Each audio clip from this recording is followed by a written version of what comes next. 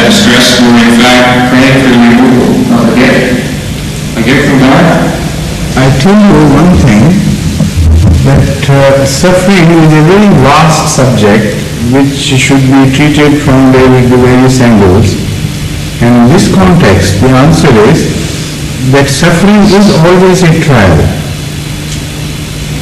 I mean, it is never accidental. It's a part of the scheme of things and it is used as a trial.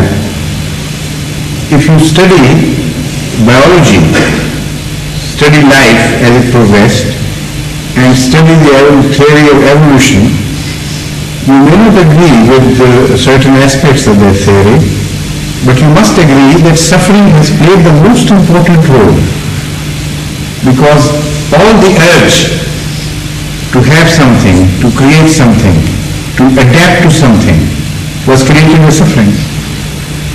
So suffering itself is a trial, and this is how the Holy Quran treats it. So I'll come to the second part of the question later on, but first let's understand suffering in relationship to trial. There is no suffering which is not a trial. Every suffering is a trial for the ultimate good of the whole universe. The Holy Quran says in so many places, for instance, الَّذِي خَلَقَ الْمَوْتَ وَالْحَيَاةَ لِيَبْلُوَكُمْ أَيُّكُمْ أَحْسَنُ عَمَلًا. Bala is literally translated as trial. So the Holy Quran says that Allah has created life and death to try you.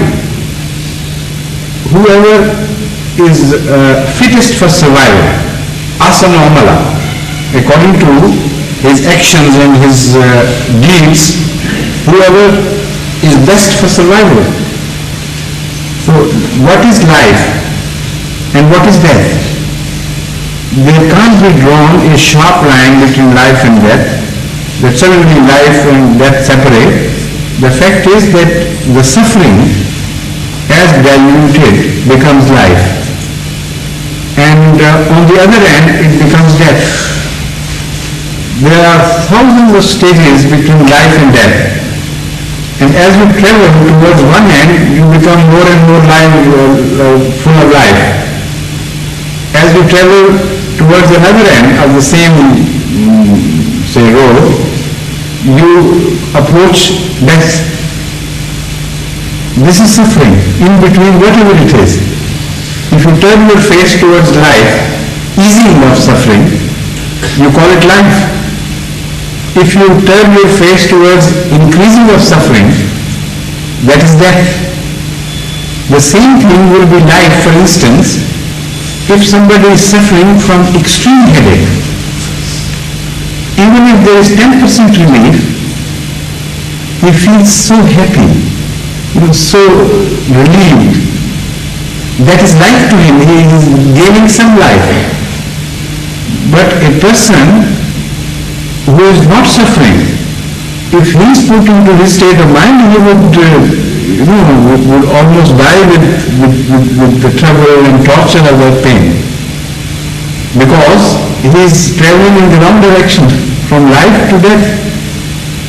So all this is trial.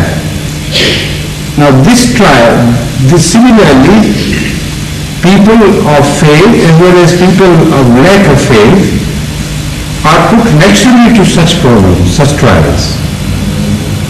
Nature takes its course without sparing anyone. Some come out fairly well in the sight of God, and some fail and just cannot cope with the trial in the way that Allah wants them to do.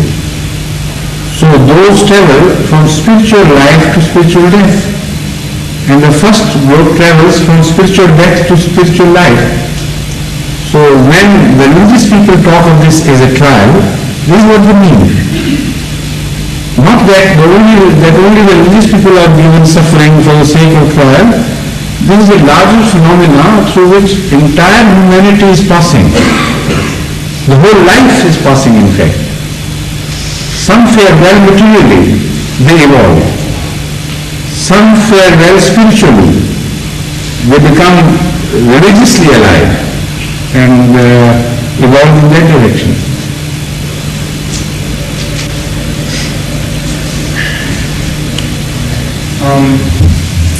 Sometimes when we read the ingredients of processed food, we come across the term animal fat, yet we're never told what type of animal is used. So should we avoid this food?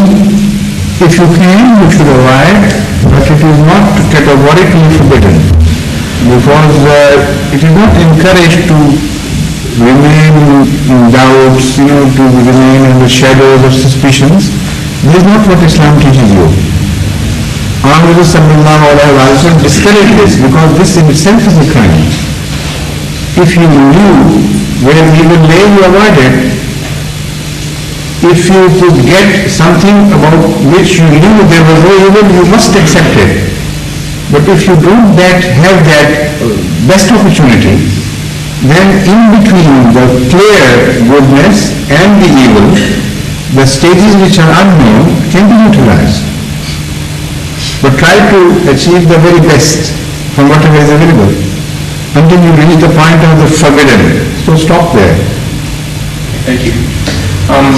My last question I'd like to ask today: where is it prophesied that the promised Messiah will come in the beginning of the 14th century of Islam? I've never been able to find this. No, it is not mentioned like this, This is a pet subject of Holy Ghost Messiah. His palms were itching when you started this question.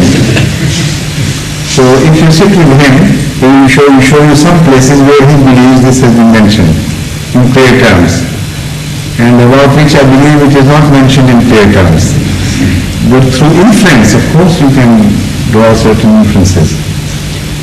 Number one, the very fact that he is called Messiah, Jesus, that indicates that he should come in the 14th century, because the similarity with Jesus Christ demands that he should have, if possible, the same sanctity allotted to him. For instance, it is told that very clearly that Messiah would come in the latter days. And at the end, it is also told clearly in the Holy Quran that Moses, Ahmed sallallahu alaihi wasallam, had a similarity to Moses, and that similarity is very clearly worked out and accepted by all the scholars of Islam. And then it is predicted that also Jesus will come. Another similarity.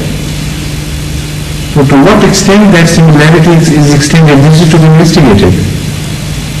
Is it possible for Jesus Christ of the second age to appear exactly as the Jesus Christ of the first age appeared?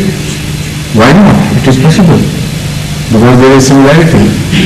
And when you study your history correctly, you will be surprised to find that Jesus Christ came after about 1300 years from Moses. He was the prince of the 14th century of Judaism. So, there is a likelihood at least, you should accept it. And that likelihood is our inference, but is basically mentioned in the scriptures, in the traditions of the Holy Prophet of Islam. So it's not just imagination. They are two different things. I say, well, it's not categorically said, but of course it is said that he would be like Jesus Christ. So much so that he is given the very name of Jesus Christ. And this phenomenon should be understood. When the likeness increases and occupies almost every sphere, then sometimes you give the name without saying he is like somebody. If somebody excels in the art of writing dramas to a degree where he is almost equal to Shakespeare, then you won't say he is like Shakespeare, you will say he is Shakespeare of this century, Shakespeare of this age, and so on and so forth. So that also shows that the likeness which is predicted was to cover a very large area, not just a temporary transient likeness belonging to a small field, but a very durable and a likeness covering a very large field. So this likeness we have already seen.